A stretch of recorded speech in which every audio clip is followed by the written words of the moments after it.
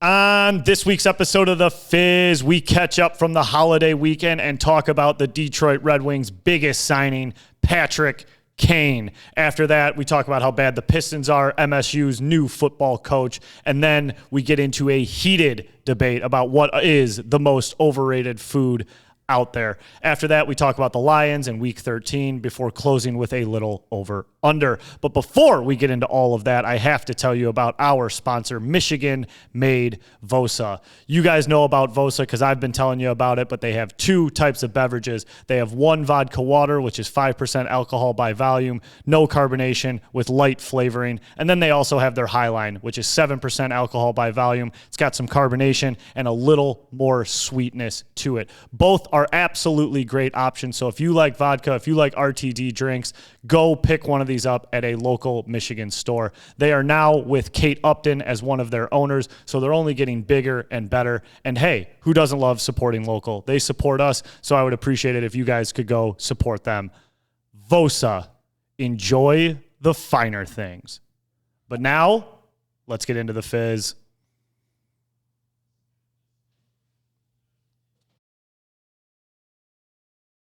Hello and welcome to episode 129 of The Fizz. Thank you all for joining us. I am with the main men, Wednesday night, headquarters.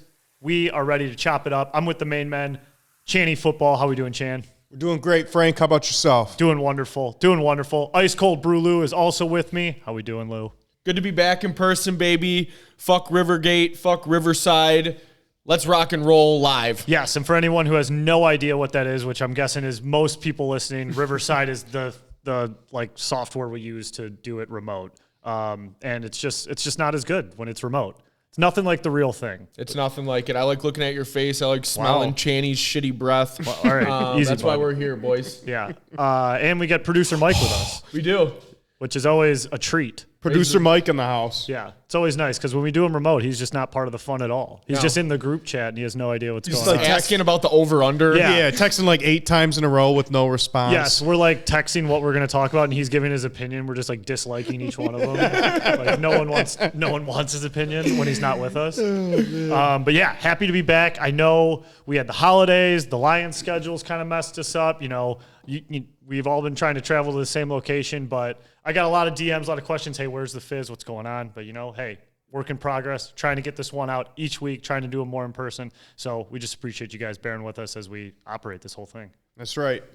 So big holiday weekend. Yeah. Kind of a letdown at the start. I know we had a great time at the tailgate going last week. Yep. A lot of cheeseheads around. Yep. Probably the most, saturated fan base this year that we've seen. Probably the most opposing fans that we've seen, I guess. Yeah, and definitely I thought the most they were the nicest ones. They were. They truly were. It was a very wholesome tailgate. It was a Midwest lot of kids. Canadian. Yes. A lot of kids, a lot of family. We had a full family of Anal Zone fans, mind you. Mm-hmm. But the cheeseheads they're always nice. They're just nice Midwest, They really were. people. And even when I went to Green Bay, it was like the same thing. It's just like they're like half Canadian, half Michigander. Like it was. See, I kind of get that vibe, but I also take it a different way. Like they're kind of like happy for us that we're good now, and they've been good all the years. It's kind of almost like patronizing. Yes, backhanded exactly. slap. No, during when I was at Lambeau, surrounded by all the fans, they were super nice, but everyone's kind of nice to you when you're not a threat. Yeah, at all. they're kind of demeaning you. Yeah, and they just full confidence were just like, the Detroit Lions are not going to beat us. Like, we're going to the playoffs. It's nice you guys are having a good season. Yeah, I love how we're turning this. Just fuck them. Yeah, they can all get fucked. But I agree with Lou. Absolute just family wholesome tailgate. A lot of love and thankfulness going on. Yep. I would love to see we should start doing post tailgates. People coming out of the stadium and see how nuts it would be. Hey, that's a good idea for the next couple games here. Yep. Yeah. I don't hate that. I mean, the thing that I got out of the tailgate was a lot of old timers and traditionalists. So people who have been coming to the Thanksgiving game for maybe 15, 20 years. Season tickets holders. We talked to some people, 45, 50 year season ticket holders. Every Thanksgiving spent in a shitty parking lot in Detroit. Yes. Yeah. Or Pontiac. Yeah, true. Yes, of course. So it was cool to see that, and I felt like it's been pretty young for every other tailgate, pretty energetic, pretty lively, kind of the newer generation clinging to this team. I felt like the SOL, some people who saw the last championship came out for the Thanksgiving game and kind of had their day with this team. And like that and the kids, just so many kids. Yeah, you had all the faithful there, like Crack Man we ran into, Lion Eyes. That was just like a love fest. It was, yeah, dude. I'm thankful for you, brother. No, I'm thankful for you. Like it was insane. And everyone thought we were just going to smoke Green Bay, even the Green Bay fans. And obviously that didn't happen. And then, like, compared to the week before, too, against Chicago, it was like full throttle, slap in the face, fuck your mother. Yes, like, exactly. That was like ruthless. We're like making fun of that guy's T-shirt, like, and then this week, it was total switch up. Turkey legs all around, family oriented. We're a family oriented podcast. We are. That's Rated right. G. We do it for everybody. Yeah, That's right. We do it for everybody. So weekend started off good but bad because we obviously lost. Yep. And then kind of just like lay low. Like didn't do much the rest of the weekend. Had a couple Thanksgiving dinners with leftovers. Did a DIY project here or there, but like very boring, like mid-30s weekend where I somewhat adulted. I think, we must be getting older. It was the most tame weekend of Thanksgiving I've ever had. Normally I come out of this weekend like banged up, like I'm hoping the hangover's cleared by today. It was just not the case this year. I don't know what it was. Maybe we're just getting older or what, but yeah, no, I had a very similar weekend. I mean, I'm banging out Christmas lights, ho ho ho, motherfucker, right now. You gotta explain that a little bit. Yeah, so Christmas light business, the lighting authority. You can't really have enough authority. You got the mosquito authority. You moved to lighting authority. There's plenty of authority to go around. Yeah. But this is the busiest time for us, so I worked until 9-10 o'clock on the biggest bar night of the year. My buddies are like, oh, we're going up to the hub, we're doing this and that. I'm like, I just want to go home and sleep and eat and shit my pants, other than ho ho ho, motherfucker. So shit your pants and then authority. I worked all day Saturday and Sunday. I slept on and off throughout the entire day, ate pizza all day. I have to be gaining weight at an alarming rate right now, which is totally fine, and it's probably going to keep escalating now with all the holiday parties coming along for Christmas and whatnot. But it's the season for it. All good stuff. Yeah, a lot of drinking, a lot of eating. So let's keep it rolling, though. Yeah, let's keep it rolling. And I just want to, Thanksgiving, that weekend, I feel like doesn't get its due. No, and it's such a long weekend. It's so great too. You kind of get lost. Whether even if you're having a shithead weekend, like I've had plenty of them over that weekend, or you're having a lazy one, you kind of just get lost in time and space of what day is what, and it's nice. It's just open. It's very long, and I feel like every Thanksgiving weekend is the rivalry weekend in college football. So you're getting Florida State, Auburn, Alabama, Michigan, Ohio State. You're getting huge rivalries, and that's only halfway through your weekend. Yeah. Oh, yeah. There was some great college football on Saturday.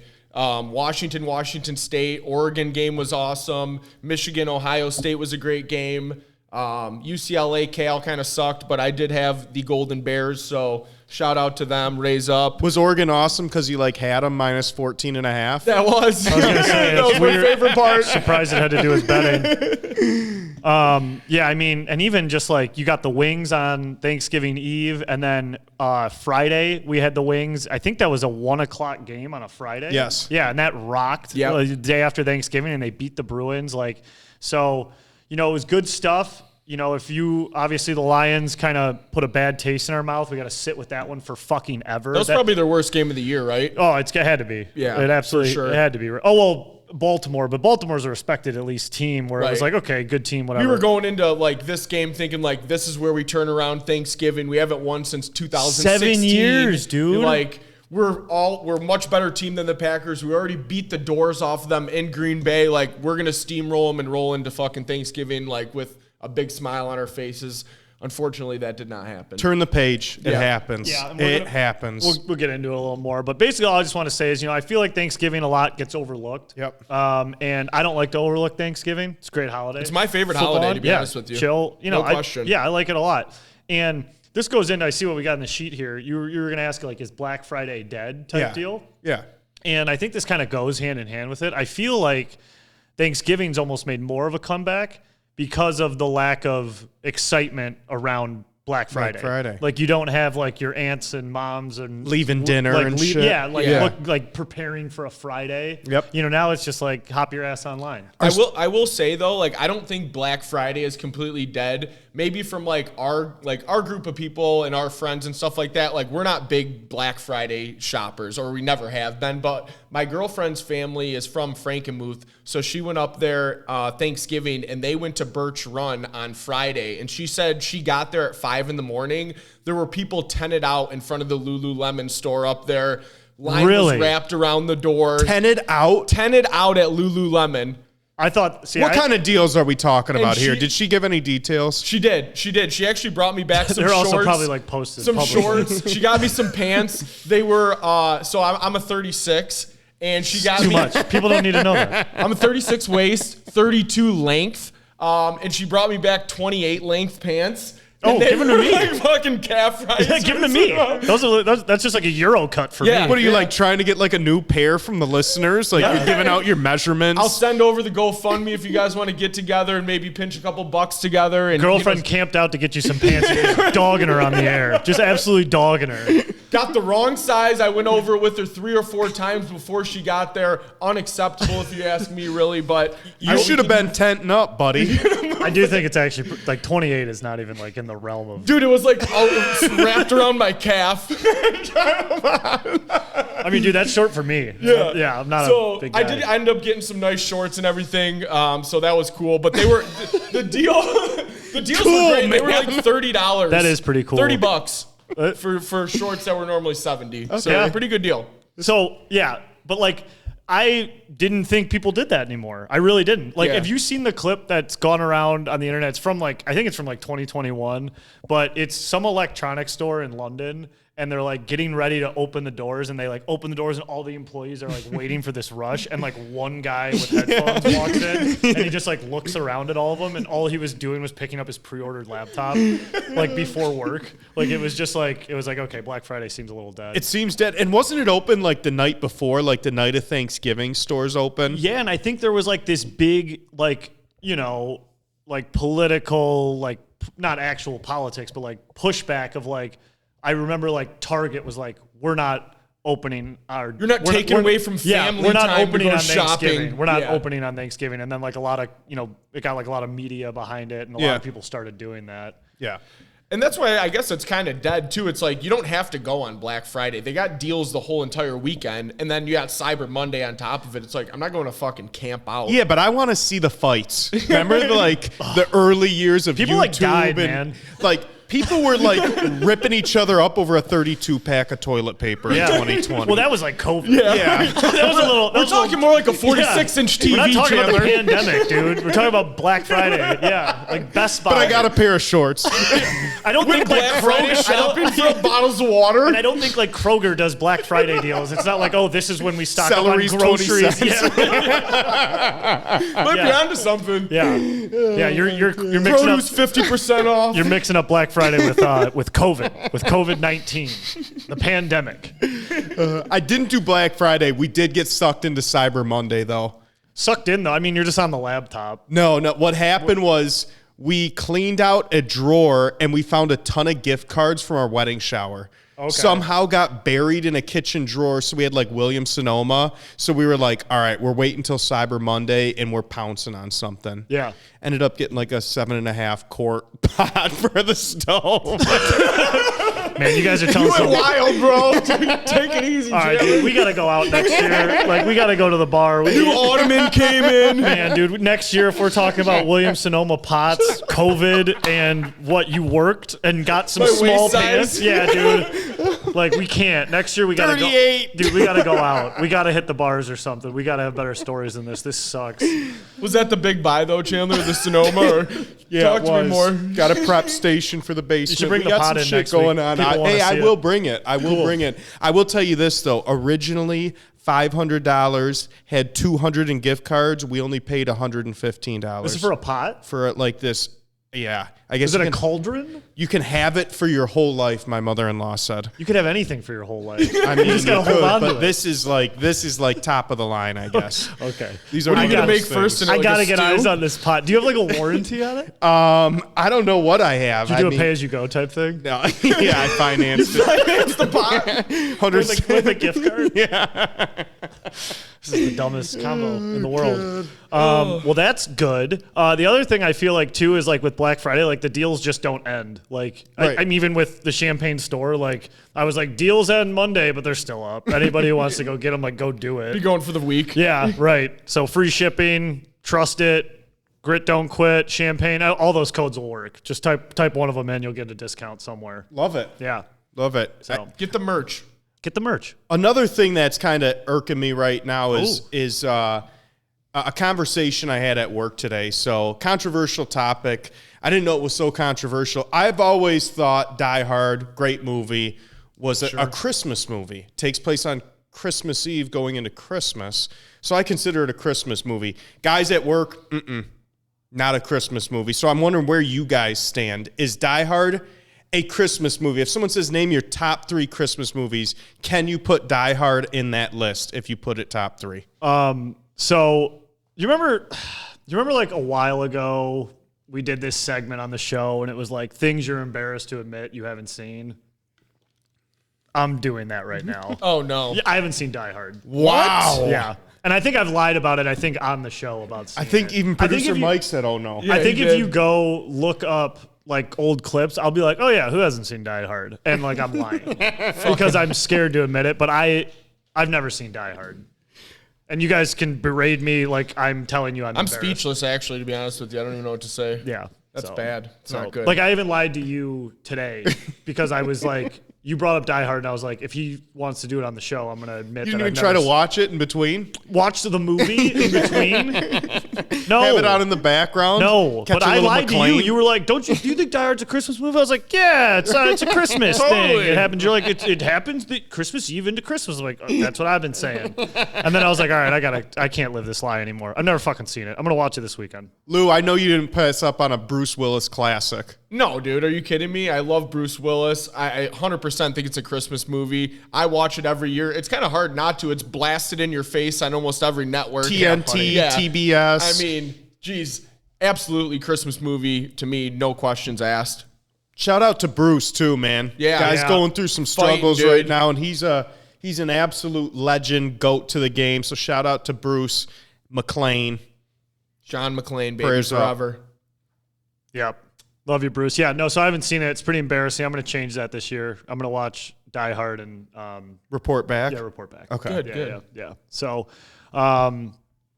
well, what I did watch before we started the show was a lot of Patty Kane material because, oh boy, is Detroit buzzing because the Detroit Red Wings have signed Patrick Kane, the all-time leading goal scorer, point getter in American. The most points ever scored by an American hockey player Wow. has just signed with the Detroit Red Wings for 1 year, $2.75 million. I am so jacked about this, and I think why I'm even more jacked is because I never thought it would happen. I don't care how long he was like linked to the team, how many times the rumors were that he could come to Detroit. I never thought this would happen, and even more detailed about it, I never thought this would be a move that Steve Yzerman would make. Yeah, absolutely. I am fucking absolutely gassed up for it. The Kane train, I think, is the term going around. Oh, yeah. The Kane People are train. saying it. People are saying it. Dude, what an absolute steal to go in there and grab him. I know that he had a couple other options there. He played a lot of puck here growing up as a kid. He's a Detroit guy through and through. It just made sense for him to come back, finish off the career with the Red Wings, hopefully. Yeah. That'd be something cool to see. We're on a little win streak now, too. No better time to bring him in. And, we're all systems going. One thing that I loved was Sprong actually bowed his 88 jersey to Patty Kane, took over 17. Respect. That's an ultimate respect move from him. The team's already gelling. They're welcoming with open arms. Let's rock and roll. I agree. And you know what? For someone who's not a Wings fanatic like you guys are and not in the know, it's star power. It's name recognition. It's getting big names to Detroit, and you're positioning yourself. You see what he's done over the years. Yzerman's kind of played it cool, tried to build up some young guys, get them through the draft, and now he's just starting to strike with DeBrincat in the offseason, with Patrick Kane, both big names. You can see what they're building and what they're stacking, and everyone in Detroit should be excited for a big name like this choosing to come to Detroit when there were other suitors looking for him. Absolutely. I mean, he had Dallas talking to him. He had the Panthers talking to him, Toronto, a lot of teams talking to Patrick Kane. He ends up in Detroit. Things you need to know about Patrick Kane, because now he's here, team. You got to know the details. 1,237 points in 1,180 games. That is the most scoring done by an American player of all time. Since joining the league in 2007, 2008, he was selected number 1 overall in the 2007 NHL draft. He is 3rd in points since entering the league, only behind Sidney Crosby and Alex Ovechkin during that time. He's won 3 Stanley Cups, playoff MVP in 2013, and he won the Hart Trophy in 2016. This guy is a fucking hockey legend. And the fact that he landed here in Detroit is like crazy to me. And I've read a few articles on this, obviously. A lot of people said the biggest difference was Yzerman went out and visited him in person, was one of the only ones who went and did it. I mean, when you got Steve Yzerman staring across you at the table, like, I just think it's such a fucking deal changer. I mean, 100%. I know it's such a deal changer. 100%. Like, you're looking at one of, so Yzerman went and got that guy. Another thing, too, is recently, since leaving Sweden, they've separated Larkin and DeBrincat on a line. They've broke those two up. And I think a big reason why Kane wanted to come here is because he plays so well with DeBrincat. The last time they were together, DeBrincat put up 40 goals 2 seasons in a row. Kane is an absolute playmaker. He makes everyone around him better. Yep. And those two, Larkin and Kane being separated, Larkin and DeBrincat being separated gives an opportunity for Kane to be on the line with DeBrincat without top-loading the line with Larkin, DeBrincat, Kane. So I think these were all things that played in his decision to come here. He's had some awesome quotes in like the 48 hours that he's been signed. The interviews have rocked. They've rocked. I mean, him saying like every time I would consider going to a different team, I kept coming back to Detroit. Detroit was always in my heart throughout this process, which just like kind of surprised me. Like I knew he played here a little bit growing up. I mean, he's a Buffalo guy though. Yeah. Buffalo's another team that was courting him pretty hard. And I kind of thought he'd go there, but they're fucking just bad. Yeah. And they have a history of bad. The bad just kind of sticks to them. So I was just surprised that he like had such a passion to come here, even though he played a little hockey here growing up. Did he play on Honey Baked or Little Caesars? I think it was Honey Baked. I think it was Honey Baked. Yeah. So like the reactions around the league are, very like around NHL Twitter and all of that are like different, obviously. Even within the Wings community, people have like a love and hate for it. So I actually put together this like quadrant. It's like a guide to like judge how people react to Patrick Kane signing with the Wings. So like picture 4 quadrants. You got, 1, 2, 3, 4. So top left, it's you hate the Wings, you love Kane. You have a gun to your head right now. This is a nightmare for you because you're a Chicago. Every Chicago fan right now. Yes, right. And like we're not even gonna talk about Perry and Bedard. Like forget that's all going on right now. I mean, this Patrick Kane going to the Detroit Red Wings is like Sergei Fedorov going to the Chicago Blackhawks like at the end of his career or something like that. Like that's what this would be. It would just be, or a Datsuk going there. Like it would be a nightmare. It's not quite like a Taves or an Yzerman or like but it's I mean, this was their best player. Yeah. Arguably of all time. So that's the top left. That's hate the Wings, love Kane. That's you have a gun to your head. Hate the Wings, hate Kane. You are saying things like, no one has ever come back from this hip surgery that he had. The guy is washed. Good luck with that. The guy doesn't play defense. The Yzer plan is failing. Like, if you hate the Wings and you hate Kane, you can just lean on the most low-hanging fruit ever. You're dead. Yes. Like, you're leaning on the lowest hanging fruit you can find. If you love the Wings but you hate Kane, this is the part of Twitter I don't like at all. It's like, because Kane's got, I think he like fought a cab driver. He's got some misconduct allegations that he was never charged with. Nothing came of it, but people will say like, oh, but you should look at his past. You have no morals. people are blaming him Morals. for like, yeah, right. People are blaming him for like not stepping up during that whole like, the Kyle scandal. Beach thing. Yeah. And it's like, Come on. it's a guy on the team. I don't know. Right. So like, they're like, what about Kyle Beach? He's not a leader, you know. And then a lot of people are, you know, they're unfollowing because like they hate how excited I am that we got Peace. Patrick Kane. Yeah. And then there's obviously, if you love the Wings and you love Kane, it's just like, you know, hit the train horn, Mike. That's all it is. It's just all aboard. It's all aboard. Whoop, whoop. Well, he'll definitely bring excitement, energy, confidence, a veteran presence in the locker room. None of which are in the other locker room of the team that plays there. Don't transition yet. Really? Don't transition yet. I got a couple more things I wanted to note. I apologize, but I think the people will want to hear these things. One of my favorite quotes of the day was one of the interviewers asked Yzerman.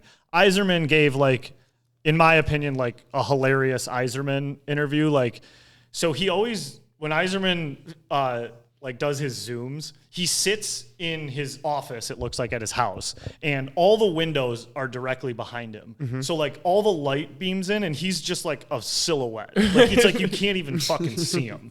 And today was like, I think they told him to blur out his background. Put the shades down, Stevie. And he just won't. Dude, so Steve Yzerman in this interview, like, he has the light beaming behind him, so he's, like, blurred, but they're now having him, like, blur out the background. But, like, when the lighting's that bad, it just turns into, like, this, everything's blurred. Yeah. Like, he's just blurred. It's all blurry. He's rocking a Wings hoodie, but it's Reebok. And Reebok was like the NHL, like they don't make Reebok Wings hoodies anymore. Mm-hmm. And like that had to be from like the Crosby era of hockey. Yeah. And to me, it's just like the NHL is probably like, no, come on, put the Adidas or the Fanatics one on. And he's just like doing the Kane interview in a hoodie at his home. You can't see him blurry with the Reebok hoodie on. And he's Steve Yzerman and he doesn't fucking care. And that's why I love him. But they asked him today, they're like, so, you know, Steve, like this is a pretty, you know, big signing that is not like you. To go make a signing like this, like, you know, are you, you know, doing this just for like the fans and all of that? And he just says, you know, essentially, he kind of goes for a while, but he says like, we don't make signings on this team to sell jerseys. Like I signed Patrick Kane to improve our power play and make our team better. And like, I obviously always love Steve Yzerman, but like, those are the reasons why. Yeah. Because it's like, you could look at this and say like, I don't know, was this just to like fire up the fan base and blah, blah, blah. Right. But like, no, he asked all the questions that everyone has. Like Kane had a major hip surgery that a lot of players haven't come back with. He watched him work out. He asked the trainers. He talked to the doctors. He found out his timeline. Oh, he did his homework. Did his fucking homework. Like, no, what do people think? Like Yzerman didn't consider these things? 100%. And obviously you can tell I'm really fucking excited. And I think I'm more excited that like I'm glad Patrick Kane's on the team. If Kenny Holland makes this signing, it's like I'm less confident in it. Yeah. Because Yzerman did it, it's like now I trust it even more that this 35-year-old coming off this like hip surgery can actually fucking play. Guess what he didn't have surgery on? His wrists, his arms, and his fucking sniping ability. Yeah. You know, those are ready to rock. And on top of all that. And his brain. Like, I mean, right. yeah, like he's smart. Yeah, like we didn't sign him to sell jerseys, but guess what? He is going to put asses in the seats, and he is going to put jerseys on people's back. Yes. And we're going to be rocking out fucking LCA for the rest of this year with him on the squad. Yes. And speaking of his jersey, which you already did, like you said, Sprong switched the jersey, but I think it's kind of funny. No one's worn 88 in Detroit Red Wings history, and then this year 2 guys have worn it. Wow. Which is kind of funny. Fun fact. Yeah.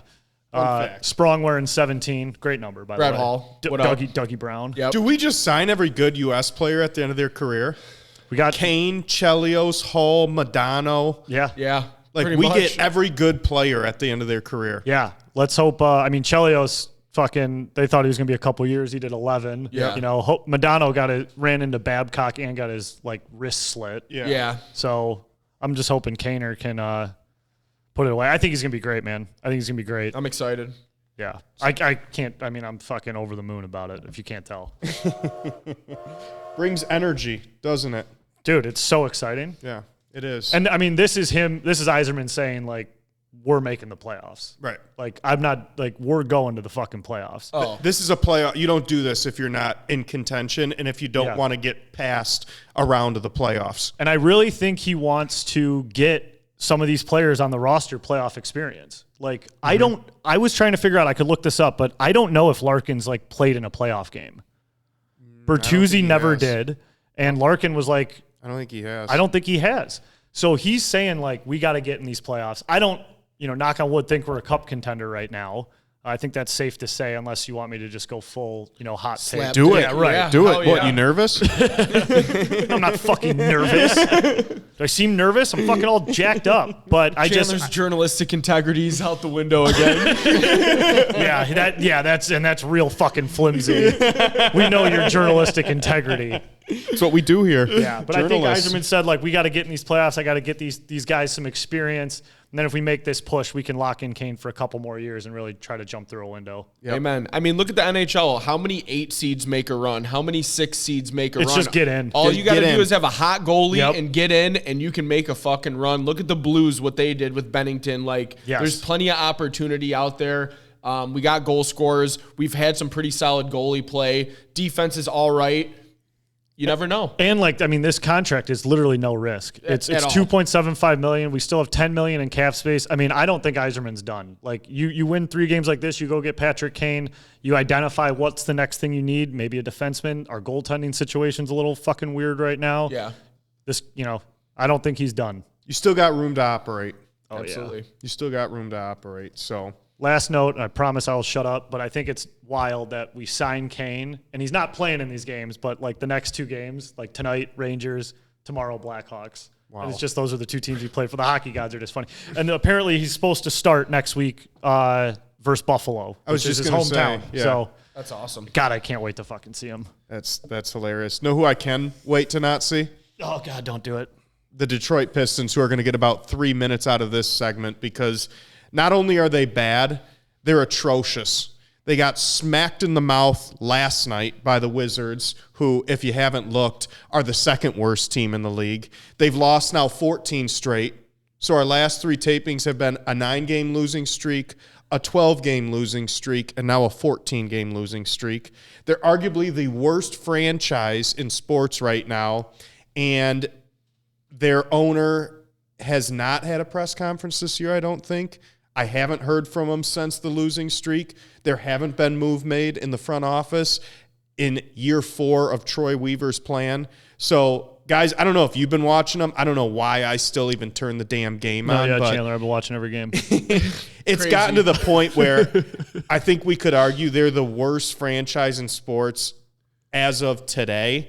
Although the Carolina Panthers might take the cake. Yeah, but I feel like the difference there is like the NFL is like almost designed to go from first to worst. Like, and the NBA is just not. Dude, I didn't know that the Wizards were as bad as us, like a 3-win team, and they just like beat the doors off of us. Killed us. Lost by 20. That's insane. Got shelled. And you know what this made me think of? And like, if you guys remember this, it would be crazy. And I tried to find it on the internet and I couldn't find it. But back in the day, like, you guys remember ESPN, the magazine, like that giant magazine had awesome pictures. It was like so cool. And back in the day, I think we were like in 8th grade. So it was, Pistons were top of the world. They did a ranking of all 4 major sports organizations and ranked them from 1 to whatever that adds up to, like 120. Yeah. And the Pistons were number 1. They were on the cover. It was Bill Davidson. He was like called the number 1 owner in sports. Whew. It had like Ben Wallace holding the fucking trophy. The Palace. It was this whole spread. Yeah. And this was not of the NBA. It was all 4 major American sports. And the Pistons were ranked like the number 1 organization in all of sports. But number 2, it's like, it's up there like the Yankees and, it's the orgs, the big ones.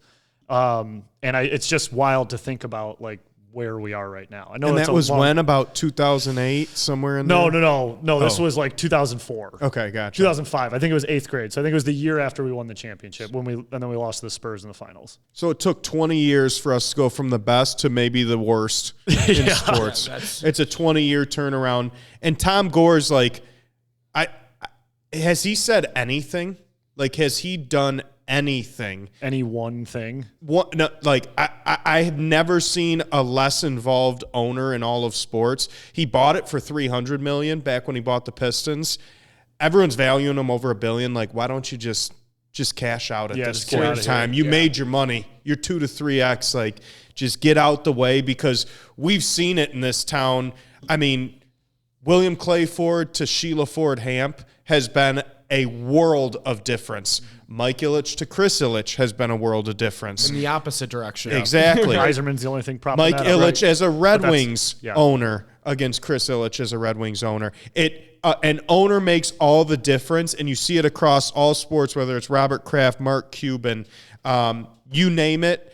Good franchises stem down from good ownership, and it's such bad ownership with Tom Gores that they cannot turn this around with a new GM. They cannot turn this around with new players.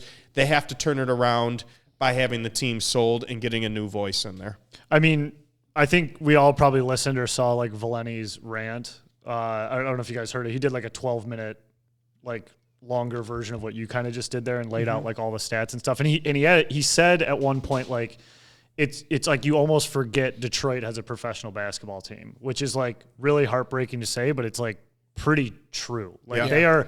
I still get the notifications on my phone that like a game's starting, like halftime updates, but like no, when I see that, I have like no desire to Down 20. Yeah, right. I'm like, okay, like I'm not flipping that on. Us against the Lakers. I mean, and you see like on Twitter people like posting photos like, why am I at this game? You know, and it's just like it's Detroit is like a respected, storied program. This isn't an expansion team with no championships. It's a proud franchise. Yes, like an iconic one that was like important for the NBA. Correct. In between, like, you know, like Lakers, Boston, and Chicago Bulls. Like the Pistons have had their moments, and for them to be this shitty is just like it's unacceptable, and it's just not what we deserve. It's not what Detroit fans deserve. I think this is a great way to close the segment, all right? Okay.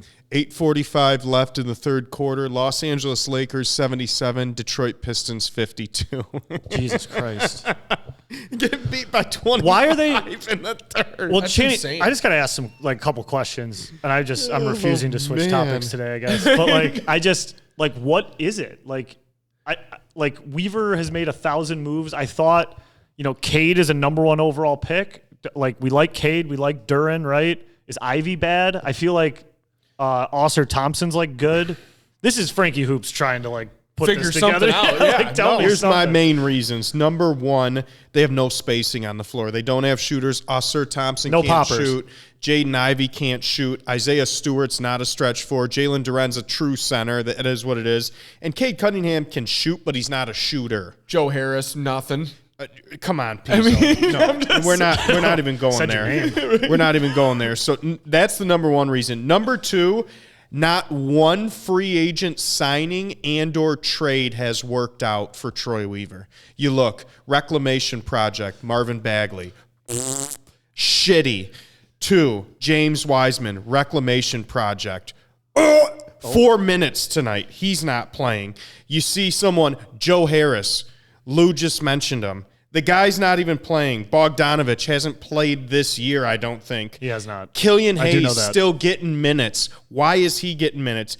Amude? I watch the Pistons every night. Who the fuck Who's is Amude? Stanley Amude? Okay, I'm glad you said it because I had no idea. Stanley Amude. That's who we're playing in year 4 of a rebuild.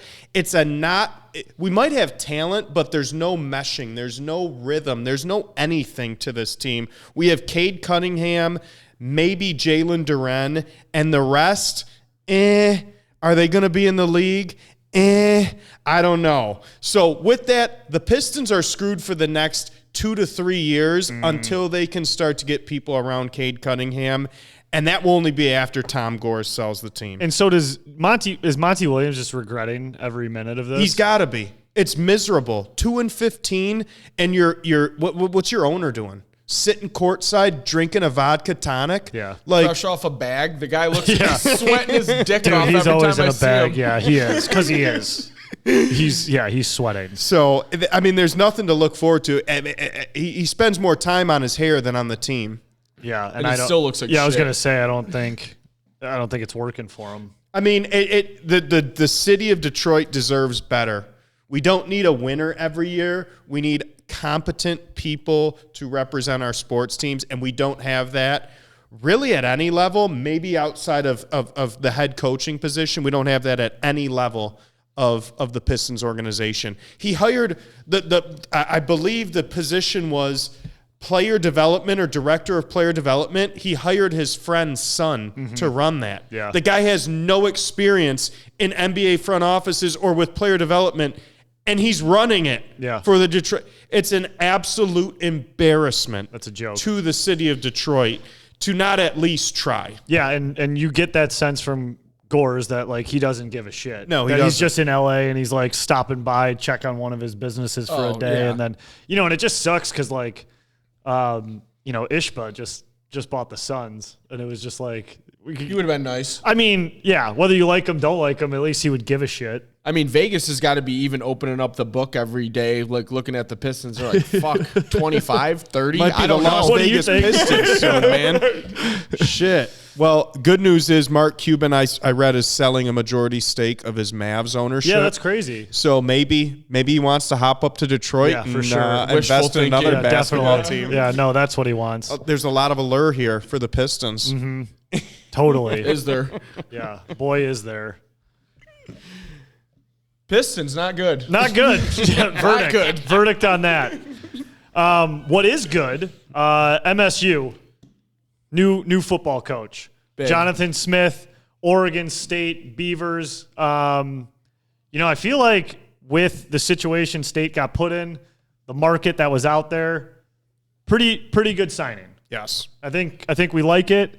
I am gun shy and hesitant because we kind of went gaga over Mel. We thought we found this diamond in the rough. Turns out we found a jerker on the phone. So now we have Jonathan Smith, who just kind of brought like a dead program back to life.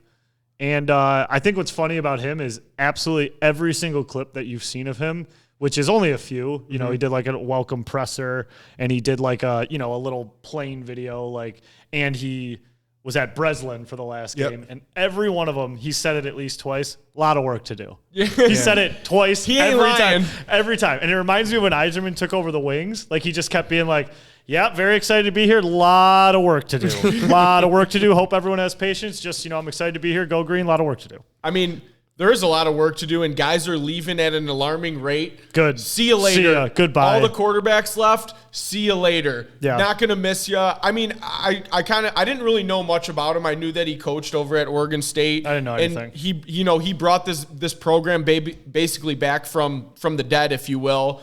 And he has no ties to the Midwest or the North. Cali guy.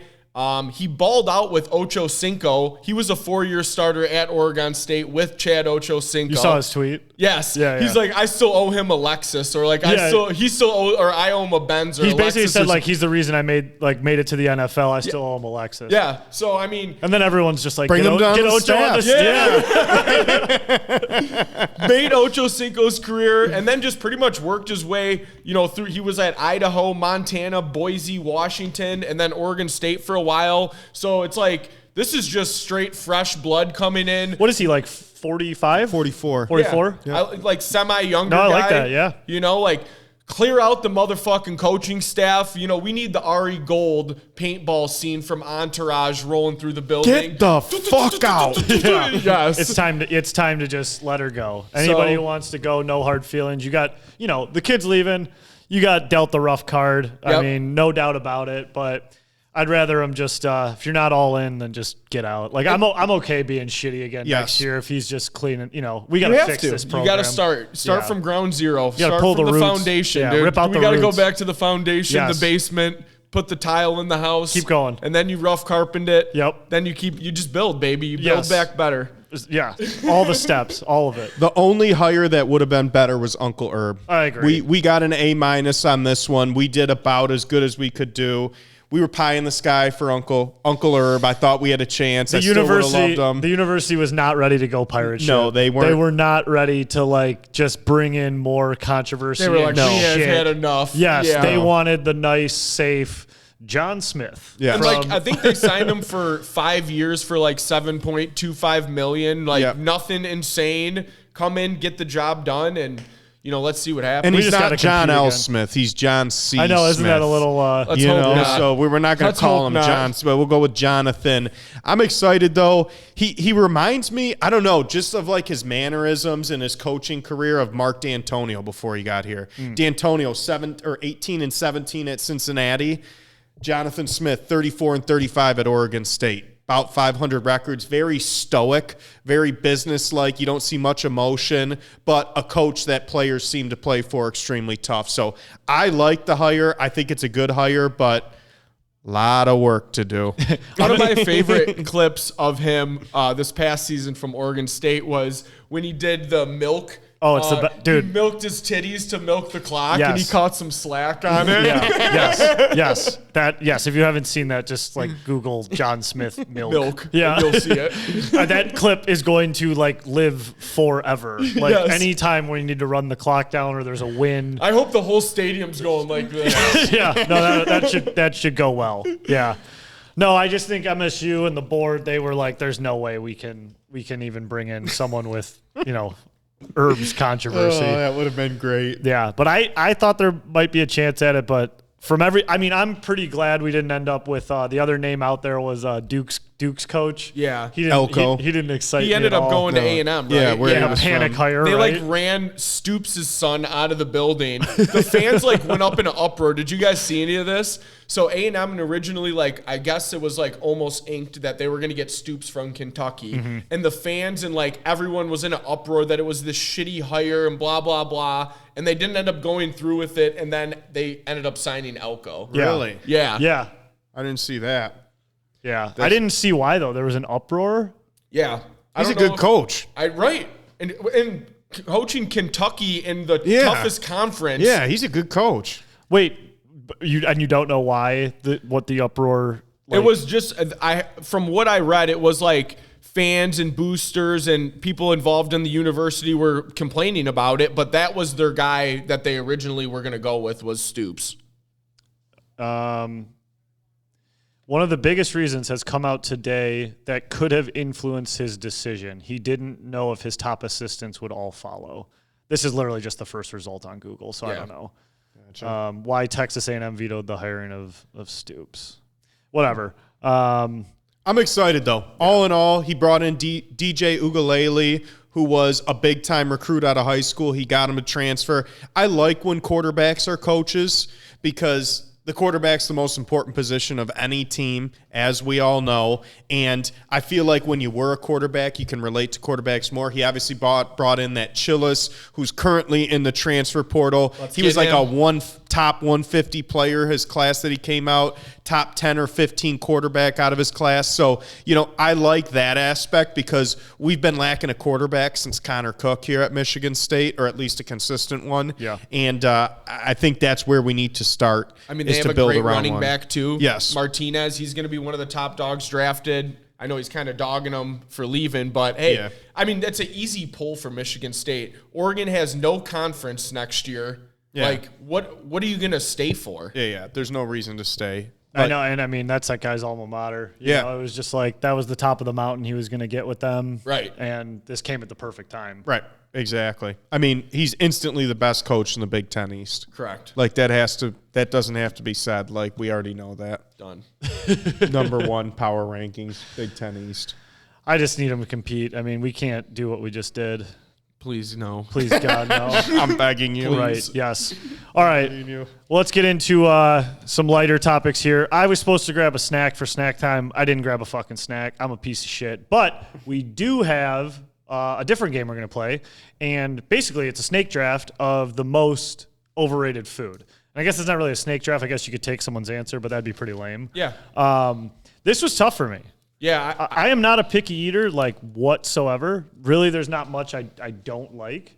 But there's definitely some stuff that's overrated. But I think everything on my list I'd still eat, but I'm never going to seek it out too much. There's only one thing on my list that I would not eat, but everything else I agree with you. It's overrated. Yeah. Yep. It's overrated. Yep. So copy that, Red Shall Ranger. we get started? Yeah, do it. All right. So I'm going to start with a very controversial one because you guys are both going to be like, these are some of my favorites. That's what we're going to say? Yeah, that's exactly like with that. that Was that me or Pizzo? Both of you guys nice. at once. That was like a in blended harmony. AI voice. Yeah, Got in it. harmony. Sweet. So this food is overrated. I'm going to catch a lot of flack for it, but I'm going to go with it. Mushrooms. I don't like mushrooms. Mushrooms aren't good. Don't give them to me on my steak. I don't want them on chicken. Mushrooms aren't good. I ate one type of mushroom, and if I'm not seeing shit after I eat it, I'm not eating that type of mushroom. Nice. Mushrooms are overrated. Yeah, I mean, that's like Cold if take. you were like 12 years old. Yeah, that'd cold be take, fair. freezing fucking I cold mean, take. like, Ice cold take. I was telling you. what do you put on your steak? Like ketchup, Yeah. whipped cream? You hear that, Fucking Pizzo? lather in A1. Fucking sped. All right. Easy, bud. All right, I'm gonna go next on the list. I'm gonna go in reverse from least controversial to most controversial. Again, I will eat this item, but a lot of the times when I'm presented with this item, there are two clear options presented with it that I'll pick over it every single time. Sure. So we're in the tube steak variety of foods, and I love all tube steaks. Okay. But I think bratwursts are overrated. Ooh. Like if I'm ever faced with a list, hot dogs, Italian sausage, bratwurst is like last every single time. I don't even consider getting it. I'm a big cheddar brat guy. I disagree. Fuck, cheddar brats Cold rock. take I again. didn't even think of cheddar brats, man. See, this is tough for me. I'm gonna say they're overrated. I gotta stick to it though. Yeah. I'm thinking like at a Tigers game, like I'll never get a bratwurst over like Yeah, a I hot probably dog or an won't either. Italian Disagree. sausage. Okay, good. Wow. Yeah. Embrace Freezing debate. cold take. Freezing cold? Yes, ice cold. I might have a colder take though. Oh, now we're like fighting for the coldest. I don't know. Chandler's just pretty fucking. You guys cold. might. Some people might freak out when they hear this, but I'm gonna go with my number one most overrated food, and like you said, it's still something that you eat, but this thing is overrated out the moon. Out the moon. McDonald's fries. What? McDonald's fries the room when you are said in the bottom 3 of fries for fast food places. They're not good. Arby's 1, Checkers 2, Wendy's has better fries than them on top of it. Don't even get me started. McDonald's fries overrated. Checkers? Yes, bro. Bro, Have when not do you had go to Checkers, I dude? used to have one right by my house in Royal Oak. I was a huge Checkers guy. You go there with Buddy the dipshit? McDonald's It's an inside fries joke. overrated. Dude, like Wow. Wendy's has like the natural cut. They like still have the potato skin on them. Yeah, that's all natural. That's why you get them. What don't you like about McDonald's fries? I just feel like they've gone completely downhill. Like they're not hot when you get them anymore. They're soggy. There's no crunch to them. A lot of them are just like a speckle of fucking potato. It's not even like a full fry. It's like a little nugget that was laying in the bottom of the frying basket for a half hour. That's the before you got whole. it. That's the whole thing of fries that you get is the You nugget. get the potato straws They're for just your whole not good, fucking guys. order? I don't know what to tell you. I think the They're- McD's you go to, the chicks. That is the coldest the thing. They're guy, sorry. overrated. They're not good. That's the coldest. That's way colder than mushrooms. So let me restore some order on something that we can all agree on. Wow. This is overrated, and this is all the craze. They're popping up everywhere. Oh, get a picture for the gram. Yeah, these stink. And I'm going to talk about them. They are the Korean corn dogs. Terrible. They are terrible. They are gut bombs. You can fill them with half cheese, half hot dog. They're rolled in potatoes and crumbs all over them. They're fucking terrible. They sit on the bottom of your stomach. A fucking catfish wouldn't even eat it. And they're a fucking bottom feeder. Korean corn dogs stink. I'm going to do it for the gram. They suck. Holy shit. That was. I don't even know what a fucking Korean corn dog is. K-Dog? Dude, was that like the ones I just Yes. sent? Yeah, the two-handers. Terrible, I'm dude. Googling 2 this. hands. What I'll is- be honest, they were not great. That was the first Is time it I just? had Is it. it just like layered? One of them in- was like one of them had sugar on the outside. It was just too much going on. It's a gut bomb. There's nothing bringing them together. It's a bunch of heavy shit thrown on a stick. And I'm a big corn dog guy. Yeah. Yeah. We respect. I mean, I'm I hope fucking so. Wolverine Yeah, I mean- with my corn dogs. no, I dude. love corn dogs. In between the fingers. I've been known. Actually, just real quick, speaking of corn dogs, I saw something that looked fantastic the other day. You get a regular corn dog, you split it down the middle, you put chili and cheese on top of it. Yeah. Corn dog, Coney corn dog. Yeah, Coney corn dog. That's amazing. Yeah, there we go. That sounds how good. good does that sound? Good. That is not overrated. No, that can't be overrated. Yeah. We're gonna make. I just wanted to bring that up. No, yeah, it's very we're gonna important. get those going for next snack All right, time. Frank, you're up next with overrated. Dude, foods. I'm looking at Korean corn dogs right now. These things look like shit. They're terrible. People do these for the gram. Yes. As you say. That was Chandler's lead for the gram. He like used the same voice he like made fun of us for earlier. Dude, this one's got like fruity pebbles on it. This is like just stupid. It's terrible. No one actually wants to eat those. Have you? Yeah. Do you like them? Yeah. Yeah, you like everything though. Producer Mike. That's Mike producer comes Mike. in Corn from dogs. left field. Yeah. The Golden Grams one's my favorite. He didn't say that. Okay. I got one on here. Could be controversial, maybe not. I don't know. But I was kind of going for something that I don't enjoy that much that a lot of people love. Again, this is not something that like I'm like, oh my God, I'm so Already grossed out backing by off. it. No, I'm not already backing off. Let me tell you. Let me guess. You don't like fucking onions or tomatoes on your sandwich either, you fucking toddler. So, what I got here, I'm just gonna say Coca-Cola, Coke, Pop. Wow. Pop or Coke? Coke. Okay, you're an idiot. I'm an idiot. We got McDonald's fries and Coca-Cola. I think Coca-Cola is just like overrated. Like it's good. I like a couple of sips, maybe a couple times a year, but I'm not really like fucking with Coke like ever. Wow. No, you get me a burger or pizza, I'll suck down a fucking 2-liter. I'm a big Coca-Cola guy. If I drink pop, it's basically just Coca-Cola.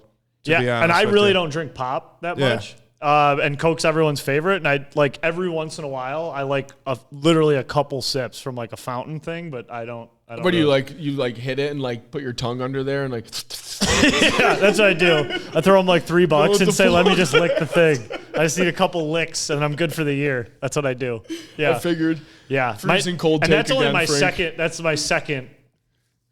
Least like that's the second most controversial one. The last one's like I think you guys might throw me off this fucking ledge. I mean.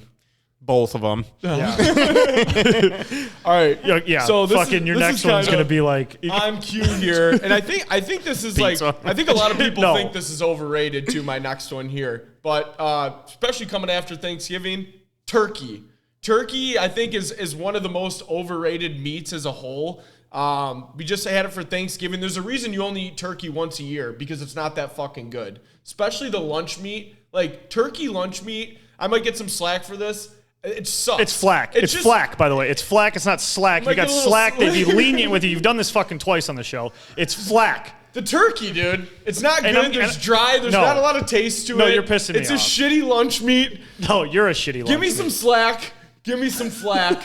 Get rid of the turkey. No, dude. You suck. You stink. And I'll tell you why you stink and you suck. Because fucking, I have said this for the last couple of years. Saying turkey sucks on Thanksgiving is like the fucking hot and sexy thing to do right now. Like, oh, I'm so fucking unique. I don't like turkey on Thanksgiving. Did I say that on Thanksgiving? Ooh, you might as well have. It's Thanksgiving right now. We're in Thanksgiving time. No, it's not. Everyone says on Thanksgiving, like, this is the new thing that everyone doesn't like turkey. I swear to God, I see this fucking everywhere. It's this hot new take. I don't think it's a new take. I think it's a known doing take. it for the gram. No, yeah, you are doing it for the gram. You're doing it for clicks. You're like Skip Bayless right now of like this fucking Whoa. thing.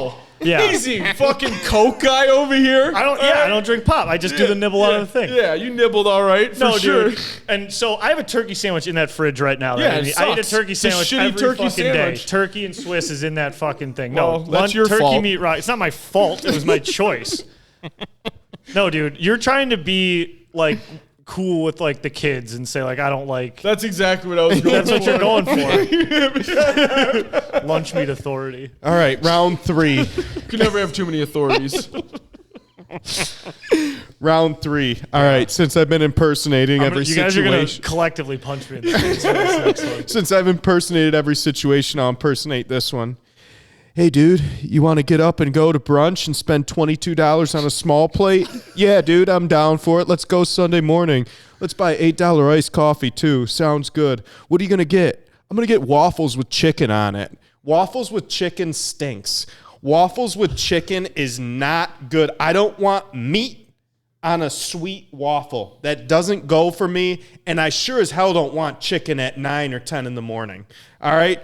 Waffles are overrated alone. Pancakes way better than waffles. Then you try to like flare it up with like chicken, or let's do Nashville hot chicken. It'd be a wild brunch plate. No, chicken with waffles sucks. It's overpriced, it's overrated, and it's underflavored.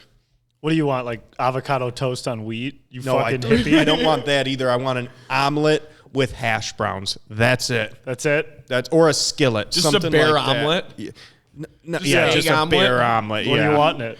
Not What do I mushrooms, want? I know that. Ham, Yeah. spinach, Yeah, right. ham, Pick out spinach, the and onions cheese. and tomatoes. That's usually mine. Ham, spinach, and cheese. So no chicken and waffles for you? No. Well, I fucking love chicken and waffles. I do too. Yeah, I think it's great. Yeah. It's like a treat. I agree. Yeah, I'm It's not a crushing once in it a every while morning. You guys Yeah. order chicken and waffles, so if you're going out to brunch, you're going to get a I chicken will. and waffle. Yeah. Every once in a Absolutely, while. yeah. I'd say I'd do it maybe once Not a like, year. Do you drink Coke Making it at more home. or order chicken and waffles Same more? day. It's like a same day thing. It's like a treat. Chicken, waffles, Coke. Call it a day. Call it a fucking day. Turkey sandwich for dessert. That's your fault. Yeah. All right. Well, you guys, I think, might beat me up. Like, you guys are gonna hate this take like so much. But I think it's over. And you go, he's already backtracking. He's already back. Shut the fuck up. No, I'm not already backtracking. I'm just saying it's for the level that this item has reached. People worship this thing. Oh, I put it on everything. I dip everything in it. Here it is. It's fucking ranch. Ranch is fucking overrated. Every people think they can put that condiment on fucking everything, and it's a fine condiment. I like it, but that's a trash condiment to put on everything in the fucking world. You're an idiot. No, I'm not an idiot. You probably would you dunk your pizza in ranch? You Lou almost came over the table. Pizza, fries, Yeah. anything really. And that's what I mean. That's what I mean. Yeah. Like everyone's just like, oh my god, ranch. I just put it on everything, and it's like I'd it's rather not have that ranch good of a with my fries than ketchup or anything too. else. Yeah, but you're eating shit fries. So what do you know? No, I'm not eating McDonald's. That's the shittiest fries. Are you looking on their website? What are you pointing at? But the fry. I'm looking at them right now. They suck. No, dude. So you what's put it ranch- okay to eat ranch with? I mean, it's okay to eat it Chicken. with... Chicken is good. Okay. Yeah, I like... okay, the best thing that ranch can go with is a honey. Okay. Like, That's I will good. smother That's fair. a honey in ranch. That's good. Okay, people who do it with pizza, like, I don't hate it. I don't think it's, like, the worst thing in the world. For me, it's not for me. Like, what did you just say? Fries? Yeah. Absolutely not. Like, Hot sticks? Yeah, mott sticks. Onion rings? Wings? But you put a gun to my head, it's marinara every time for mott sticks. You ever Wings- mix them? What? Mix the ranch with the marinara? No, I don't. But I'll do it. I'll do it like a sour cream salsa swirl if I'm doing like. All right, we Mexican talking thing. swirls. Okay, I yeah, hear all right, you. yeah. All No, right. we've done some swirls. What a swirl But up. wait. You asked a good question for wings. Buffalo wings, ranch is good, very good. But I have transitioned now into blue cheese. That's right. Yeah, I'm all blue is the cheese on king. Shout wings. out I agree with JU. that. If you go back to the episodes that JU did, he's a Buffalo guy through and through. They know their wings. He used to shit on me for saying I would like ranch over blue cheese. I've turned. JU. crossed the If you're bridge. listening, I'm telling you, you were right all along. You've crossed the But bridge. ranch is overrated. Wow, okay. You didn't get punched or thrown off the balcony. You Frank. wanted to. Feel better? Yeah. All right, my last one. This might be a little controversial. Oh, no way. Flaming Everything else has been a breeze. Flaming hot Cheetos. They're overrated. I agree. They're not a good snack. They're very overrated. I'd rather have a regular Cheeto puff. Yes. They actually have like the Cheeto waffle one that's like a puff Yes. one. That's also I'd almost better. argue any Cheeto outside of Flamin' Hot is better. Yep. So I like regular Cheetos, too, better than Flamin' I'm Hot. going to round it off with Flaming Hot Cheetos are overrated. People love them. I think that's actually the best overrated pick because people love it, but it's totally not good. Did I do it for the gram though? I don't know. You guys Chandler that. Chandler, he knows did I do it for the who gram? does it for the. By the way, Korean corn dog. See, to me, it's like I chose things that people actually eat. Who the fuck eats Korean corn dog? They're popping up everywhere. Everywhere. They are.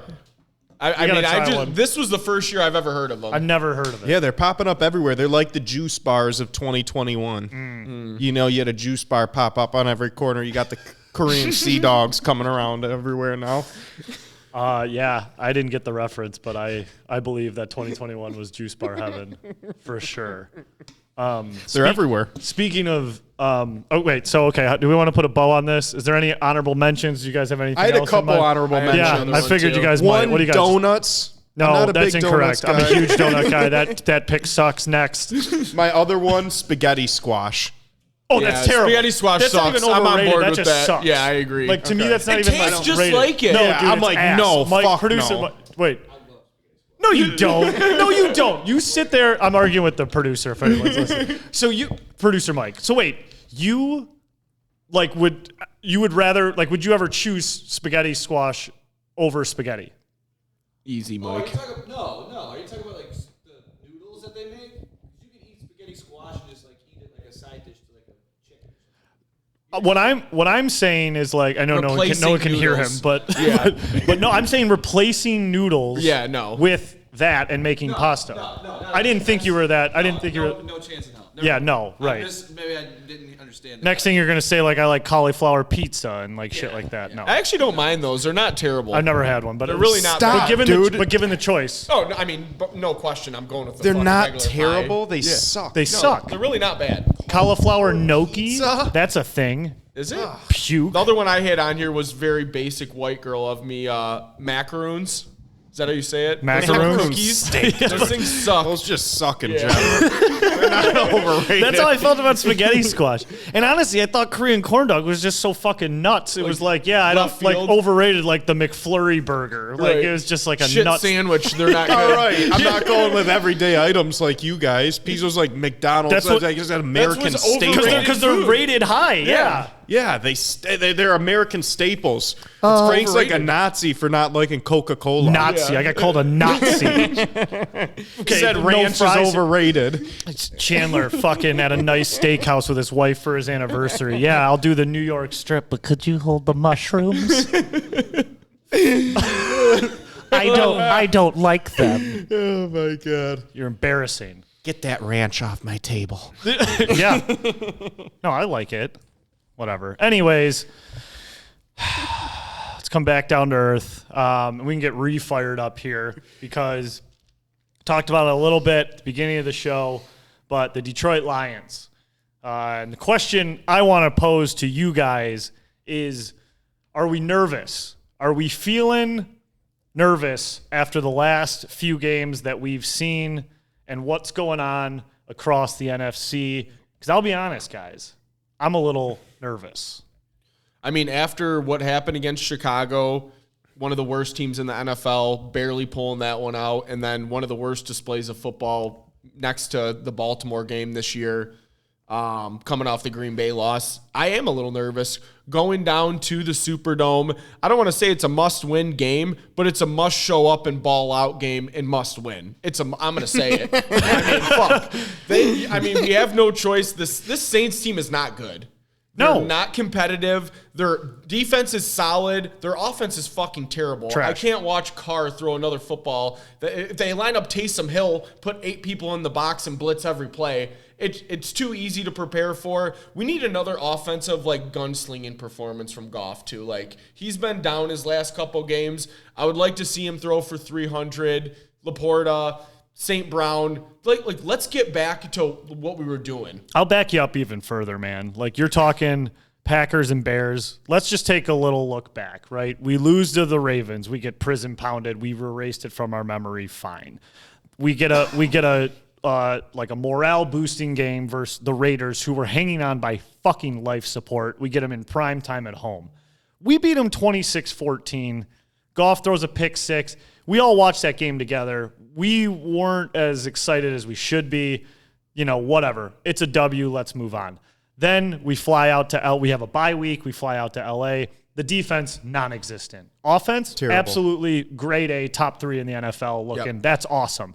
But defense, Swiss cheese. Terrifying. Next, then we have the following 2 games you just talked about. Bears, miracle win. Let's just say it. Miracle fucking win. Shouldn't have won that game by any stretch of the imagination. Packers game. At home, Thanksgiving, prime time, division, biggest rival. We look like dog shit. Absolute dog shit, this time on both sides of the ball. I don't think this goes as just a Bears game thing. I think we're looking all the way back to the Ravens game as a holistic, we're not on a great stretch right here. Right. I'm nervous. I'm on the 6.5 out of 10 nervous scale because it's like, what did we expect? I know we said this a couple weeks ago when it was halfway through the season, and I'm like, hey, it's a win if we can get to the NFC Championship. That's a really good season for the Lions this year. Be the Final Four. I think we're only a notch below that now after seeing them the last couple weeks. So I don't think we're better than San Francisco anymore. I thought a couple weeks ago we were better than San Francisco. We're not better than San Francisco anymore. So I think we're the third best team in the NFC.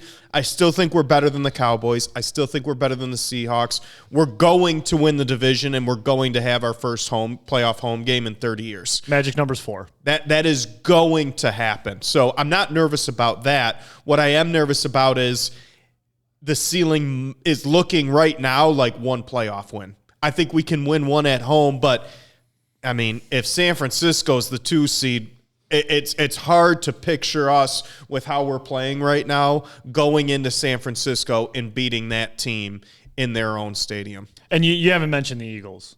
Well, that's a given. And the reason I'm bringing them up is because just like you're saying, like, of course we could look at it holistically and say, like, this record's great. Yep. There is nothing to worry about. But then you have the Eagles, who still don't look like they've played their best game somehow, and they're beating the cream of the crop of the NFL, and they're just marching through teams. Yeah.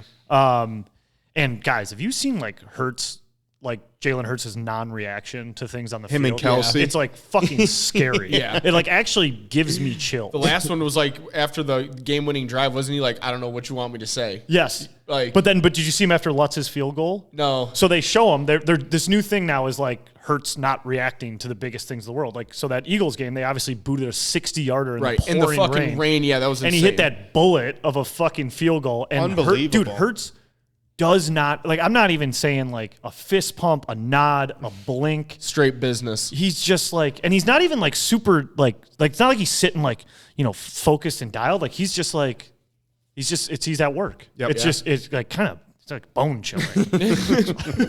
So who are you guys rooting for this weekend? Niners play at the Eagles, battling the Niners for the 2 seed in the NFC Eagles. right now. Eagles. You're rooting for the Eagles. So we're playing for the 2 seed right now, in your opinion. Yeah. Like, just let the Eagles go. Yep. I think we have a chance versus San Fran, but we stink versus mobile quarterbacks, man. Yeah. We fucking blow. Yeah. Yep. Anybody who can move a little bit, we just don't know what to do. I agree. Oh, I can't even imagine playing in Philly in December Oh my God, with outside. Hurts? Like, that would be ass to mouth. Dude, with fucking, yeah, I mean, with the how it is secondary right trying now. to cover the Yeah. receivers. And Seriously. like, I mean, the trenches is where I got the most. So, okay, for all these games that we've played bad, right? Like, the ones I just went through, at least with like the Chargers game, Goff's jersey stayed clean the whole game. Yeah.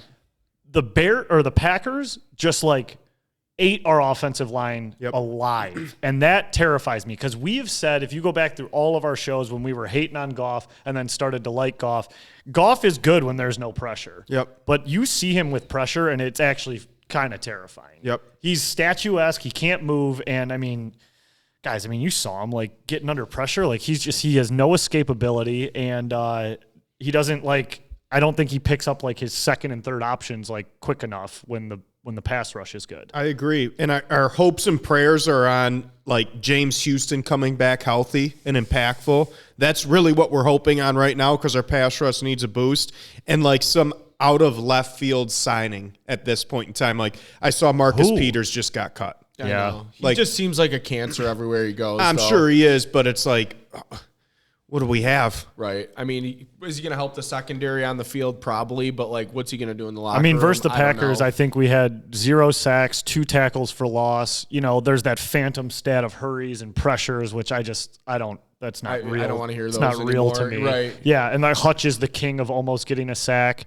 Like, we needed, like, I feel like Hutch, like, I think Hutch is a very good player and can be an animal, but like, he makes that play versus the Bears, and I feel like it like absolves them for like 3 games. And we just talk about that Bears play for like 3 things when it's just like I would have much rather had 2 sacks versus the Packers on 3rd down. I mean, he's got an absolute motor on him. Dude, he's a good player. Going 1,000 miles per hour every single game. It's like there's no one else bringing any pressure besides him, you know? And it's like he's getting double teamed, but it's like, hey, you want to be that guy?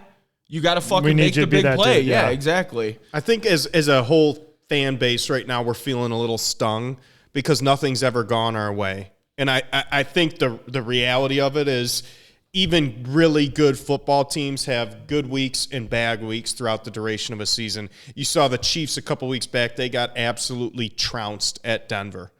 Interdivision game, much like this game we just got beat up against. That just happens in the NFL. The Niners were on a 3-game losing streak during the middle of the year, including a loss at Minnesota, which they shouldn't have lost that game. Right. So, yes, there's reason to have less confidence than we had during the middle of the year. I agree with that. But I'm not nervous about competing for an NFC championship game at this point in time. Well, and the counterpoint I'll give you there is, yes, the Chiefs had a bad game. They've had bad stretches. The Niners have done that, but they've also gone to Super Bowls, won Super Bowls, been to AFC championships, NFC championships. They've done this. Right now, I think we're looking at the Lions. Right now we're 8-3, right? And now it's like time to actually get over the hump. Like the hump has met us. Like now it's time to clear the fucking hump. Like how many times with Stafford, like 2 or 3 seasons where we had a good record, not like an 8-3, but we had a winning record and we lost like 5 out of the last 6, or we lost like whatever. The reason for worry for me is just like, yes, last year was promising. The start of this year has been promising, but now here's like the fucking hump. And it's like, now you have to actually do it. And we haven't done it before. Like, I feel like you can look at Kansas City, San Fran, the Eagles. They've done it. Like, you kind of trust these guys. They've been there before. Right. I am nervous. And I'm nervous as, like, a sheltered, fucking foster pet that, like, we're not going to get over that fucking hump. And I would be even more panicked if Minnesota was able to shit out that game versus the Bears, because then you're looking at, like, a 1 or 2 game differential with them twice on the schedule to close the year. Yep. And I mean, realistically, for our home playoff game that Chandler's talking about, I mean, I'm crossing my fingers that we maybe end up playing the Saints or we end up playing the Falcons, because we got to get somebody from the NFC South. We can't play them. Not in the first round. Not even the wild card? Well, they won't get a wild card. We're probably going to get like Minnesota. We're going to get like a Minnesota, a Seattle, or a Dallas. Seattle would be terrible. Dallas would be terrible too. I'm nervous about that game. I'll tell you that. Well, and it's just wild. Like, we were salivating at this close of the year schedule, and like we should still feel excited. But like, okay, so Saints, like I think we should win that game. The Bears still stink. That's going to be a tough game though. At Soldier with the fucking shitty weather outside, scrambling quarterback, like, and they got a taste of what it was like to pretty much like how the game plan of how to beat us. Right. Yep. Goff's fingies get a little cold when he's outside. I mean, that's not an easy walk-through game for us, unfortunately, to say. Broncos, Russ is cooking again. Right. He's back in the kitchen. That's not a walk. At least at home. If that was at Mile High, I'm fucking nervous. Oh, toast. Toast. I'm sorry. Mile High terrifies me. Yes. Mile High fucking scares me, and I just lost money in Mile High again. Chandler, I meant to tell you, I bet against the Broncos in Mile High with the Browns. Oh, I had the Coes this weekend. Good, man. Good Me for too. you. I fucking fell into my trap, and Mile High ate me alive again. Damn. Yeah, sorry, my biggest trap. And then, Minnesota, they want us. Dobbs can ball a little bit, running fucking quarterback. And then, of course, we got Dallas in Dallas. It's going to be a Saturday night Flex game. I am so worried about the refs in that one. That's going to be, I hate to be that fucking, guy that's just like, oh, the refs always screw Detroit. But like Dallas, Detroit, prime time. That's prime Dak's screwing. getting towards the end. Yeah. It's prime screwing time. Yeah, that's OnlyFans 101. Oh, yeah. Before getting to the rest of the NFL, do want to give a shout out. I know several people heading down to the Big Easy this weekend. Lou, I know we made the trek in 2016.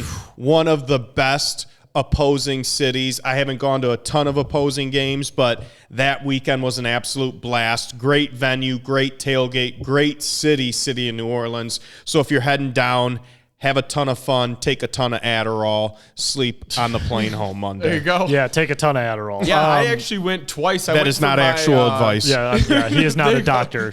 Spoiler, Chandler is not a fucking doctor. Don't buy any off the streets there. Stay away. But that's actually, I've been there twice. So the Big Easy's been good to me. My 21st birthday, I actually went down to the Lions game too. I feel like, why do we always play them in New Orleans? Always do, dude. Always. Like, and then we played them twice in playoff games, right? Yeah. At New Orleans. Yep. I went to a game there too. And like, I always call that like, I did like 5 nights there, you guys. Like, that's too long. Right on Yes. It's and too I, long. 4 or 5 nights, it was fucking crazy. Yeah. And that was the time where it was just like, I had a moment of like, I was like 25. And it was like a milestone of like, It's over. yeah, I gotta slow her down. Like I can't do 4 or 5 nights Of like, nonstop. of nonstop. We were right on Bourbon. That place banged me up. Oh yeah. There's another street one over from Bourbon too that's pretty like almost the same thing as Bourbon Street. I can't think of the name of it, but we were right on there, and I remember walking like a block over to Bourbon Street in the morning to like try to get some chicken and waffles, and they just had fire hoses blasting the street of garbage. Yes, ew, cleaning dude. it up, Yes, I dude. did. I've seen that though. It's gross. Yeah, it's crazy. It's a good time. The people down there are super friendly. Everyone's like nice and helpful. It's kind of like weird almost when you're at the game. They're like, "Oh, great play from Yeah. Detroit." They're sick though. I mean, Yeah. it's a fun football Southern town. comfort, yeah. But no Yeah. reason not to beat them down. Southern comfort, man. That's what he tosses at us. Little SoCo. All right. Well, let's make some picks for the week here. Get some picks in. See what we got. It's getting down to crunch time. It sure is. And it's hard to believe every year, right? It's like you think the season starts, never gonna end, I and agree. then we're just here, Now we're here, dark at 5, week 13, cold as fuck. Yeah, Here we are. All right, I'll kick us off. I'm going to give a free pick first. Seahawks plus 8.5 on Thursday night's crazy. I love that number. But we don't take those games. Oh, Not on this podcast. So I'm going to go to someone we just talked about. You know who I'm talking about. Mr. Unlimited. Russell Wilson himself. The Denver Broncos going to Houston this week. Broncos getting a field goal and a half. That's 3.5 points at Houston. Russell Wilson hasn't thrown a pick since October 12th. He's been playing great football. They've been playing great defense. C.J. Stroud has been hot. I think a lot of America is on C.J. Stroud and the Texans right now. And I just like the spot of getting a field goal against that team. Broncos are going to keep it close. They'll keep it within a field goal. Give me the Broncos plus 3.5 at Houston this weekend. okay. All right. I got to tell you guys, there are a lot of fishy lines out here. So one of the rules, you try to follow. I never follow it though. Take the biggest line. Take the That's biggest your line. rule. That's my rule. Take the biggest favorite and jump all over it. You'll definitely lose. But like the line right here makes absolutely zero sense to me. And we're looking at San Francisco at the Philadelphia Eagles, probably the biggest game of the week. And to me, you look at that, and I want to jump all over Philly at home, playing great, plus 2.5. But it makes no fucking sense. It makes no sense. To me, this almost says the San Francisco 49ers are going to blow them out. That's almost what this line says to me. So I'm going to take San Fran minus 2.5 over the Eagles, even though I just said I want the Eagles to win. I think betting-wise, this line's just way too fishy for me. Head, not heart. Yeah. Okay. All right. I thought it was a pretty tough slate this week. I did like this game a lot. Tennessee playing the Colts. The Colts visiting Tennessee. Tennessee coming off an absolute gutless win against Carolina last week by a touchdown. I love Gardner Minshew heading down to Nashville this one. Give me the Colts -1. Lock that one in. I think that the Colts win by double digits here. Tennessee is a bad team. They are a bad team. They're so boring. They're like so boring. forgettable. Like whenever they have a game, I feel like it's the game I always forget that is on. It's never on Red Zone. It's never on It's Red one Zone. of those, It yes. stinks. And it's where wide receivers go to die. They do. They have Hopkins, they had Julio. AJ. Robert Woods. Well, he didn't die there. They just don't like to have good receivers. They rather have the old ones. I can't believe they traded AJ Brown. Like, what was that? I'll never understand that one. I can't believe I'm doing this. Okay. I like the Niners too, but holy hell, I'm taking this. I think the Chargers are dead. They're lifeless. Brandon Staley's going to get fired. They are a West Coast team going to the East Coast, and even though they're playing the absolutely gutless Patriots, at least Mac Jones isn't the starter anymore. It's a 1 o'clock game, too, At least they have Bailey Zappi, and at least they're getting points at home against a team flying cross country. I don't like the pick at all, but the Chargers might be the most gutless team in the league right now. Give me the Patriots plus 5.5 at home. Okay. I like that pick. And it's a 1 o'clock game. That's right. So they didn't even give them the courtesy of Nope. Jet lag. I feel like Vegas is going to clean up this week. I mean, these lines are just spooky. I mean, can we look at the Detroit Lions line? That line sucks. Yeah. That sucks. The Lions are 4.5 favorites on the road in New Orleans. That line just scares me, terrifies me. I do. I like the Lions for that one. Do you? Yeah, I do. Campbell and AG I back mean, in the old turf. yeah. I hope so. They know their way around the Big Easy. Okay. Okay, well, I am looking right. Oh, I'm on the wrong. Oh, a little spooked out. Hank hasn't done picks in a minute. So I'm going to steal Hank's pick. Oh, wow. I'm going to take Hank's Gutless stuff. owner. Yeah, well, and you guys probably think gutless owner. Here he goes. You guys probably think I would take the obvious line here. Here he goes. Kansas City -6. That's a layup. Of course Kansas City is going to beat the Packers. They fucking stink. That line makes no sense. That line makes 0 sense. That line should be 9.5 in favor of Kansas City. So you got to take the Packers here. The Packers are going to backdoor cover this thing, +6. It's going to be one of those weird games. Kansas City wins it, but it's going to be clunky, forgettable, whatever. Packers cover +6. I hate the pick, but it just makes no sense. Wow, rooting for a division rival. Not Didn't we to get cover, ragged on to cover, it? not to win. He's like, go Pack, Yeah, go. there He's got he like a is. cheese head on. Stealing his pick. Yeah. Taking the Packers. Was that the pick you wanted? No, you stole Hank's pick. I stole Yeah, Hank's pick. Yeah. you did. Yeah. Okay, Hank owes me a few. I wipe that dog's Keeping ass. tabs on Yeah. Hank now. Yeah. All right, I'm going to go Eastish Coast team visiting West Coast. Eastish.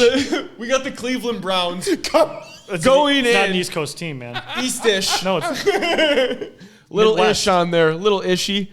Going into LA. insane. This line doesn't really make sense. I thought it would be more. Watson not playing. I think Flacco's getting the start, if I'm not mistaken. For the Browns? Yeah, I think so. Or it's PJ Walker, one of the crazy, two. dude. Ishy. Give me the Rams -3.5. Stafford, Puka Shell. Go wild. They're going to win by 7. Give me the Rams. Ishy. All right, well, there's our picks. I don't feel good about mine at all. I hate what I did. I just bet really uncomfortable. That's all I could really do because, realistically, I'll probably take the opposite teams and just tease them. Lou, who was your first pick? I had. You had Colts? I had Colts and Rams. Oh, okay. I think me and Frank did. No, you did the favorite. I was going to say we did dogs this week. I did all dogs. I thought San Niners Fran's the was favorite. Yeah, San Fran's the favorite. Yeah, wrong. 12-4 last week. The favorites might be a big dog week. I think Vegas is going to absolutely bitch Clean slap everyone house. around. I might be just looking for anytime touchdowns. That might be my kind of week. Now I'll probably throw in a big teaser. Okay. Yeah. There he is. Just looking at notes here. What do we got? Seattle, Dallas, Thursday night. That should be a good one. It's kind of too good of a game for Thursday, if you ask me. Yeah. It's usually a pooper on that one. Yeah, pooper scoop. We should start. I mean, unders stink, but man, these primetime games, all the unders hit. All of them. They literally all hit. Yeah. They never go over. The Monday night game was tough to watch. I didn't watch it. It was bad. I had Minnesota, of course, money line to finish off a parlay, and the wow, Bears. root for the. Oh my God, you're rooting against the Lions. Fucking Bears don't Go score fuck a touchdown. yourself, man. They Go won. fuck yourself, you rat. You fucking called me out, and then 2 minutes later, you took a worse one than I did. At least I took a to dog. lose It if was you a bet win-win. that game. It was a win-win. Not for me. really. Bears win. It doesn't matter. They're not. We needed the They Bears. might get us. We needed They the might Bears. catch us. I thought that was a win-win situation. Minnesota wins, I win a little cash. They lose. Did you guys see the good for guy? Lions. I'm not listening to you. Did you guys see the guy? Turkey boy. Did you guys see the guy who took Hawkinson first and last touchdown, and it was the only fucking touchdown scored, so he won like $2,500. Wow. Yeah, it was like Nice a $10 bet. Our buddy did that once with Hunter Renfro. Oh yeah, JJ. JJ, one touchdown. He did Hunter Renfro first and last. He hit. Yep. And he was the only touchdown. It was when the book wasn't even open at Greektown. They didn't have the barstool area open. It was in that old little dingy corner. Oh, that's right. What's the score of the Wings game? 2-1 Red Wings. That was when we went for my No birthday way. actually that weekend. Oh my I remember god, that. dude! So you guys, I have the best fucking bet. Actually, no, it's not the bet. It wouldn't have hit, so I'm glad I didn't take it. But I want to let everyone know about this Red Wings bet. It didn't hit today, but it is like if I would have taken it today, I'd be 6-3 on it. Okay. Which is a good rate. When the Wings are dogs, you parlay first period over 1.5, which is usually around like minus 175. You parlay it with Wings plus 2.5. So if the Wings are dogs, first period over 2 goals combined. For the both teams, okay. Both teams combined. Wings plus 2.5. Heavy track record. 6-3 after today. Mm-hmm. All right. Yeah, I didn't take it today, though, so I got lucky. But I would have totally taken it today. And it only works when the Wings are dogs. If they're favorites, it kind of like the odds get all fucked up. You heard it here first. It's a good bet. We're gonna follow up on that if you've next never week. taken a first period over, the 1.5 is just like an exhilarating bet. Yeah. It rocks. That bet rocks.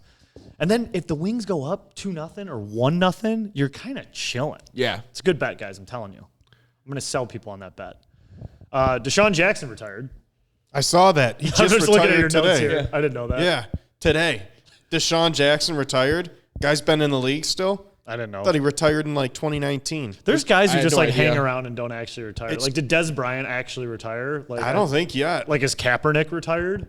No. Right. That's my knowledge. People are just waiting on phone calls. Who was the other guy from Cleveland? Did he retire? Who got caught smoking? Josh Josh Gordon. Gordon, yeah. I think he's playing in. I think he's in one of the shitty leagues. doing AFL, XFL? CFL, Yeah. Something. XFL. They're going to ride. He's going to come back. How nuts was it to see like Julio on the Eagles the other day? It's an eyesore. Yeah. Weird. Not something I wanted to see, I'll be honest. Yeah. All right. Let's wrap up the show. Jerry sent over the over-unders. We appreciate you, Jerry. Jerry's been working overtime for Champagne lately, so I appreciate all the hard work. He said LGRW wings don't stink. Jumped the gun on that one. Jerry is very fucking flimsy with if he likes the Wings or not. I guarantee if they lose tonight, he'll text me they fucking suck. Number 1 on the list, we're leading off with you, Ice Cold Brew Lou. Secret Santa. Secret Santa, over or underrated? Secret Santa. I'm more of a white elephant guy myself. I'm gonna go with overrated on the Secret Santa.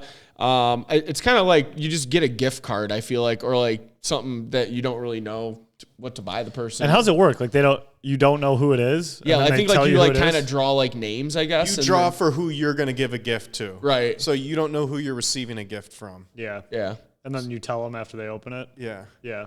It was me. Yeah, it was Yeah. me the whole time. You like it? Like a Scooby-Doo. Fuck that. Like an episode White of elephant. Scooby-Doo. Dude, I'm with you. White elephant gang. Right. I'm just going to take over. I'm going. right. Overrated. Yeah. Overrated. I actually just realized as you guys explain this, I do this with my in-laws family. So clearly I'm very involved in Christmas with my in-laws. But no, yeah. Secret Santa, overrated. White elephant gang. I agree. Overrated. White elephant far superior to Secret Santa. Does anyone know why it's called white elephant? No. I actually don't. Let's do that real quick. I think that's. And Oh my God, Korean corn dog just came up. Order one. White elephant, me. Grubhub it. So what? I mean, like, what do you do on a Secret Santa too? Like, you have to kind of give like a gift card, or else it's like weird, right? What like- Secret Santa? Like, hey, I got you a perfume. It's like you So, don't know what I'm fucking wearing. I don't Right. know if my in-laws are Pervert. my- I don't know. I don't know if it's that serious, Chandler. So I gotta be like, I'll be. I mean, I don't like how we do this, but I'm just gonna like. So the way we do it with my in-laws, like my wife's got 3 siblings, and they all, they have significant others and stuff. And the way we do it is like, it's just it's ridiculous. Like we all do this app, and like it scrambles the names, and we all get our Secret Santa. No one knows who we get, and then everybody sends like the one thing that they want. And that's it. And Yeah. we buy that thing and we give it to them. And there's no element of surprise. there's No. nothing to it. Like Yeah. literally, I asked for like a pair of pants last year. I just got the pants. Like, that's it. There's nothing to it. It's not like anybody sends like 4 options and you don't even have a surprise. If you're going to do it, it's got to be a surprise at least, right? And yes, and we've been pushing to change this thing to a white elephant for years, but it's just Secret Santa, but it doesn't even matter. You just like, you might as well everyone just Venmo each other the money and go buy the thing you want. Right. I'm glad you're ripping on your wife and her family. Lou's ripping on his girlfriend for getting them banned. Yeah, and your dog Good and guy mushrooms. fucking Yeah, Chandler hot over take, there, huh? Channy. Yeah, sure. Yeah, cool. You happy? You feel The good about your standard. fucking pot you The just standard. bought? Yeah, nice, dude. Yeah, tell us about the pot again. All right. White Sonoma. elephant is a property requiring much care and expense and yielding little profit. Definition 2, an object no longer of value to its owner but value to others. Number 3, something of little to no value. So I think that's why white learn elephants, it's like something it's a $20 limit. Yeah. You know? Okay. Number 2, glad we hashed that out. Number 2, me, Scott Hansen. Oh, man. Scott, this is like a tough one for me. Scott Hansen. I love making fun of Scott Hansen. Same. It's like my favorite thing in the world to trash the guy. But at the end of the day, I don't think I'd want anybody else doing it. Like, I kind of love laughing at him. He just gets like, he just does the thing he does. You know, it's just like, oh, let's get over to Seattle where, look at this. He fumbles it, picks it up, fumbles it again, and it's recovered by the defense. Like, it's like he's never seen a fucking play like that before in my life. And that's when I just, like, love to see him. And he's like, oh, look at this. Someone's dressed up as me. Isn't that great? Thanks, Tommy, for watching. I'm going to say he's underrated. I can't imagine anybody else in the position. But I do love to make fun of Scott Hansen. We've got a scoreagami here today. Yeah.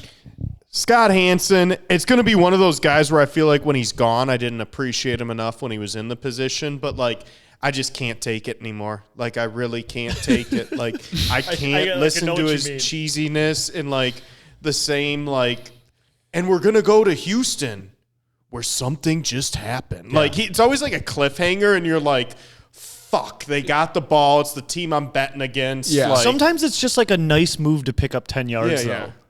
I mean, usually I can sniff out Scott and see where he's going with it, but to me, he's overrated. Get someone else on there. Get someone a little less cheese dicky and a little more with the times. Fair enough, Chandler. He is better than DirecTV's guy, Andrew Siciliano, I think his name is. Okay. Have you guys ever heard him? Wow, dogging one of your own. Yeah, I mean, if you suck, you suck. I don't care who you are. Hanson's definitely better than him, but he is cheese dicky, as some say. I agree. And the one thing that does bother me is when there's like a team punting and he's showing the punt and there's another team that's on like the 50 driving the ball. And you're like, why the fuck are we watching the Browns punt when Dallas is moving in? Like, I know they're not in the red zone, but like, we're not missing anything by the Browns punting the ball away right You now. think he's controlling that? Yeah, yes, I He do. barks at him. Everyone, Yeah. you know, hey guys, let's go to here, guys. Let's go to Tampa, guys. Yeah. Like, he'll do that. But yeah, it's just like his like, you know, 7 hours of career, all that, and he's like, and the Octobox. It's like, oh, thank God, it's the smallest screen I could ever imagine. Right. Now hit the witching hour. Where wins become And he's always losses. like, I think it's time, guys. I think it's time. Ring the bell. Like, it's just like, okay, relax. It Yeah. happens at the same hour every week. I appreciate what he's doing, But though. yeah, he's excited about He's it. excited Yeah. about it. I'm gonna give him an underrated. Nice. He's gonna be nice. We're gonna miss him. Cheese Dicky, though, is exactly what he Yep. is. Number 3, Channy, thank you. Sirius XM. Ooh, Sirius XM. So I'm a shareholder of Sirius XM. I actually bought it when I was 18. What? Yeah, I bought a lot of Sirius XM when I was younger because it was in the shit. So I have nothing bad to say about Sirius XM. I listen you're like to on it the in my board. car. I'm good with it. Sirius XM, underrated. Yeah, I'm with you, Chaney. I've had it ever since I got my car. It's awesome for like road trips when I'm going hunting, that type of stuff. You can listen to all the NFL games. I listen to all the college games on it. I do stand up once in a while. New songs are on there. You listen to the radio, you hear the same fucking 10 songs all the time. Like, at least you get a little bit of juice, some genre mix up. I like XM. Underrated. Hey, yeah, I am a serious guy until the trial runs out. Then they call you 650 times, and I tell them to please stop calling me. The only time I redid it once was like they literally were like, you can have it for $1. You can haggle the shit out of them. I do it every year. Dude, you get down to like $1. Yeah, I think I pay like $8 a month. For 6 Yeah. months. Yes, That's great. like, Sure. Yes. So that was great, and I do like it when I have it, but I don't have it now, and I'm not missing it. So I'm just gonna say overrated. But I do wish I had VSiN. Could listen to the Vegas Gambling Network, but we just do our own thing. So who cares? We're VSiN.